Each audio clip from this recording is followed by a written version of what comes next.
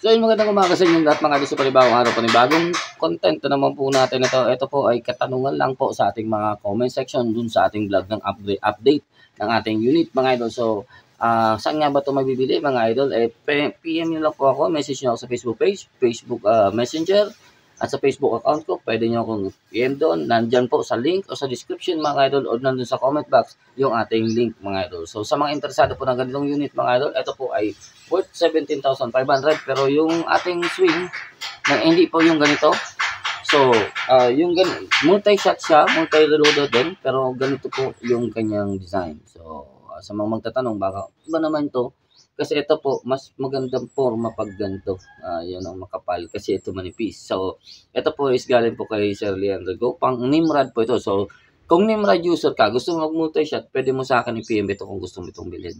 So, pwede ko itong ibenta sa iyo mga idol. So, pwede ako mag-single load kasi ako dahil ito yung gagamitin natin na SMB barrel. So, ito pwede natin to ibenta mga idol. So, kung gusto nyo, bilhin nyo to sa akin pero hindi kasama yung magazine kasi kailangan natin yung magazine. Then, 17,500 mga idol, meron na kayong multi-shot reloader. Kung nakita nyo to na tatanggal ko to mga idol for wood stock kung gusto nyo wood stock. Then, meron na rin kayong folding buttstock. So, yung kailangan nyo na lang mga idol sa inyong unit mga idol is yung scope, yung tangke, yung regulator, tsaka yung panumpit mga idol. So, 17,500 lang yan mga idol. Mura-mura na yan mga idol. So, hopefully, mura na yan mga idol para sa inyo. Kasi yung power naman ito mga idol, capable for slug po. So, yung design natin dito, yung build natin dito, yung gusto natin output dito is capable for slug. So, sa slug na po yung gusto nating power dito. So, kung gusto nyong persahin ito talaga, umabot ako ng 1,025 na hindi ko pa po ginalaw yung ating hammer. Tinaasan ko lang po yung ating regulator hanggang 1,800 PSI mga idol. Bumikwas ito ng 1,025 FPS. So, ngayon, binabaan ko yung ating regulator para magkaroon tayo ng at least maraming shot. Ba to? Gumagana, may tanong sa atin, paano daw gumagana yung ating multi-shot reloader? So, hopefully marunong ka na po mag-reload ng ating magazine. So, ito po ay tinanggal ko yung stopper sa likod. So, ito. Kasi nag-single load ako. So, ito mga idol. So, itong stopper na to, yan may thread. Inalis ko po sa likod. Kaya mangyayari dito sa atin, mahihirapan tayo mag-swing kasi kaya nito dumiretso ng ganyan. So, kaya niya dumiretso. So, babalance na lang natin. Kung may stopper yan mga idol, kaya natin mag-reload ng mas mabilis. Pero sa ganito, medyo maalangan tayo. So, hopefully, makita nyo na lang kung paano yung process niya. So, sa ganito mga idol, sa mga ilalabas nito mga idol, palagay ko walang stopper po ito kasi nakabalance po ito dito sa ating trigger assembly. So, pag binaba mo to, automatic yan mga idol, na tapat yung butas niya doon. So, dito sa atin, ito lang yung may stopper. Dito lang sa unit natin to, mga idol. So paalala lang hindi po sa lahat ng unit available yung ating multi-shot. So, yung multi-shot po, may nagtanong sa atin kung pwede daw ba yung multi-shot lang yung bilhin niya. So, pag binili mo po yung multi-shot loader lang po, hindi po magbabagay yung inyong barrel chamber, then inyong valve. So, pag pinasok nyo yan, baka hindi yung maisalpak yung inyong pellet, papoproblema lang kayo. So, kaya buo po yan na mabibili. So, para yung reloader natin is bagay dun sa ating chamber. So, ayun. Try natin to mga idol. So, isalpak natin to. So, paano nga ba natin to pwede i-load? So, first, pwede natin ikasa. Ganyan. Etong daliri natin mga idol, pwede natin ito i-push. Ganyan. Pataas. So, pantayin ko lang. Okay. Tapos, ito naman. Pantayin ko lang. Wala kasi stopper eh. Yan. Biglang nagalaw eh. Ayun. So, yan. Malambot lang yan mga idol pag try natin ito. Walang backfire yan mga idol. Sige pa. Ano ba? Yan. Sige lang. Hindi pa naipit. Naipit na din. Bumaba din. Isin ko lang.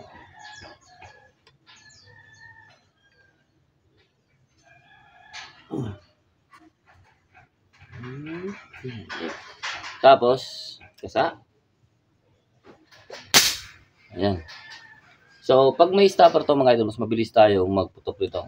Tulad ng nakikita nyo sa akin sa Nimrod, mga idol, kung napapanood nyo natin yung mga hunting videos natin, mabilis po tayo yun. Mabilis tayo mag-follow up. Yun, nasakto ko. So, hindi ko po pala nakasan.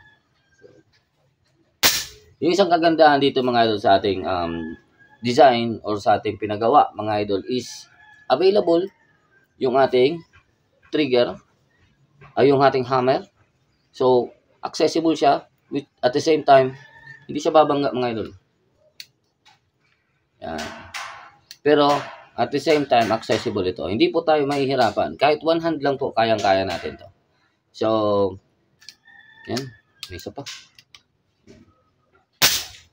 Ayun mga idol. So, sana po ay nasuportahan nyo po itong video mga idol. Susunod nating video na gagawin dito mga idol is yung test na natin. So, again, mga idol, sa mga gusto po mag-purchase nito mga idol, 17,500 receiver, multi-shot na with trigger grip, trigger assembly, and with folding buttstock mga idol. So, itong setup na to mga idol is 17,500 lang po yun. So, yung kailangan mo na lang is scope, barrel, tank, regulator. Puputo ka na mga idol. So, napaka-budget meal na siguro yan mga idol para sa akin. Sa may power na capable of slug mga idol. So, regarding sa accuracy mga idol, depende na yan sa gagamitin yung panumpit. Meron din pala si Sir Butch na ino-offer mga idol na full set na. Buo na yan mga idol. So, regarding sa price, wala pa po akong price. So, baka pag piniem nyo ako mga idol, meron tayong maibigay sa inyong price. Meron pa ata siyang wood stock. So, may wood na po. Nasa wood na. So, gagamitin mo na lang. Lalagyan mo na lang ng scoop at hangin, mga idol, puputok na. So, may barrel na din siya. At may regulator at may tank. Regarding dito sa receiver, mga idol na to, yung 17,500, kung mag-additional ka po ng inyong regulator, depende po sa inyong trip na regulator. Kung gusto mo po Taiwan regulator, mga idol, may additional po yan. Kung magkano yung nabibili natin sa Lazada. Then, syempre, plus yung pag-machine. So, kasi fit na yan mga idol dito sa ating sa ating receiver. So, unless naman kung gusto niyo yung parang may ganung parang plenum, pwede niyo na PM. Kung gusto niyo parang ganun ng klaseng may plenum pero yung thread po noon papunta sa ating receiver is hindi po sing laki ng thread ng regulator. So, hindi niyo pwedeng ilagay yung regulator niyo doon once na meron kayong ganun. So, unless yung gusto nyo is fit ng regulator tapos bibili kayo ng plenum para ang tawag nito para dun baka mabagay nyo yung inyong ikot ng inyong regulator mga idol. So ano pa nga ba yung pwede natin i-announce dito? So yung nalabas din natin mga idol is hopefully mayroon dito lock screw. Papalagyan natin ng lock screw and yung gauge natin medyo igigit-na-git natin ng konti para kumasya yung ating malalaking gauge. Or kung gusto nyo magkarga ng digital gauge so hindi po siya babangga dito sa ating unahan. So, ito kasi sa akin medyo bangga. So, ano pa? Ito mga idol, regarding dito mga idol, yung ipapa-ship natin sa mga buyers mga idol is meron po itong thread. Ito sa akin, wala po itong thread. Kasi yung purpose nito, ginawa lang niya parang spacer. Kasi dapat ito, nakadikit dito. Kaso pag nakadikit ito, dito, babangga yung kamay natin. So, ginawa niya ng spacer. So, pero yung sa mga customer natin na bibigay mga idol is meron pong thread dito sa loob just in case na gusto mong alisin itong folding mechanism. Pwede mo pong alisin itong tube. Yun ang isalpak mo dito tapos retractable ka na lang po. Ganyan na lang yung inyong but hindi na siya folding. Pwede din ganoon para mas maiksi and medyo cute din. Yung mga idol. Ano pa ba? So, ganun din yung receive nyo mga idol is natatanggal po itong buo. So, para ma-access nyo kung gusto nyo ikarga sa wood. So, pwede nyo ikarga sa wood and pwede din ganitong tactical. So, may option kayo kung gusto nyo panglaro yung inyong unit o yung setup ng unit nyo. Kung gusto nyo panglaro mga idol or na-setup nyo sa panglaro, pwede nyo lang alisin yung dalawang screw. Walang problema yan sa inyong accuracy. So, alisin nyo lang yung dalawang screw, salpak nyo sa kahoy mga idol. Pwede yun mga idol. So, yun ang kagandahan na isang feature nito, hindi mo na kailangan baguhin yung setup mo mga idol. Kailangan mo lang ito isalpak. Yun. Ano pa nga ba mga idol? So, meron ako dito mga idol. Kung napapansin nyo yung mahaba kong barrel yan. Ito mga idol. Ito yung nakasalpak dito sa barrel para dito sa ating design na bullpup. So, matagal na to. Kasama to nung na-receive natin. Kaso, hindi ko lang napakita last video mga idol. So, nagtaka kayo kung bakit ang haba nito. Pwede ko itong alisin dito at ilagay dito sa unahan papunta dun sa unahan ng barrel. So, ito po mawawala na to ng laman. So, pwede ko na yung kapitan. Kasi may mga screw yan, so pwede ko yung kabitan ng ating cheek rest, mga idol, papunta dito sa ating likuran. So, ganun yan mga idol yung design nito. So, may mga screw yan dito na pwede ko siyang kargahan ng kahit PVC lang, pang cheek rest. Tapos ito, lalagyan na lang natin dito ng butas para pag swing natin is open pa rin siya. Pero sa hammer natin is cover na dito banda sa likod. Para meron tayong cheek rest. So, ganun yung design nito mga idol. Kung napapansin nyo, napakakaliko talaga natin mga idol. Ayan. Sana po sa mga nag-comment dyan at sa mga i-inquire sa atin mga idol, sana po na-explain ko na dito yung ating paano mag-process. So hopefully, mabigyan tayo ni Sir Butch o mapadalan tayo ni Sir Butch ng mismong unit mga idol, yung mismong unit na yun na ipapadala natin sa mga buyers natin. So Sir Butch, baka naman. So yung mismong multi-shot reloader niya, yung mismong setup ng receiver mga idol na pwede natin yung ibebenta natin mga idol. Sana meron tayo dito para ma-set up natin. And sa mga bibili din mga idol, pwede din sa akin dumaan yung ating receiver or galing dun sa maker papunta sa inyo.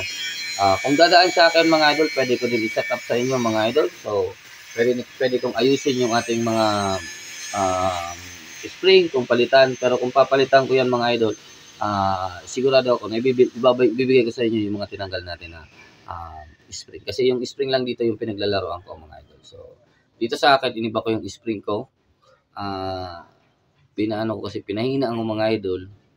Gawa ng yung galing sa maker, yun nga ang lakas. So, baka flyer naman dun sa pellet na to. Wala tayong slag mga idol. So, sa mga slag maker dyan, becker naman.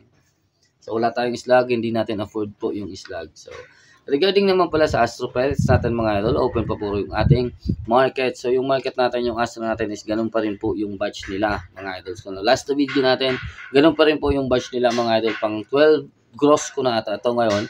So, huwag na kayo magpapahuli mga idol. Kung maganda sa'yo po, tumama yun mga idol, bumili ka na ngayon. So, check nyo lang ng TikTok shop natin and Shopee, and mag-open din po ako ng Lazada store. So, hopefully mabuksan ko na yung ating sa Lazada. Counting kalikot na lang at hopefully mabuksan natin yung Lazada. Hopefully nandito na din sa link sa baba. So, thank you. Hanggang dito na lang. Take care. God bless. Peace out.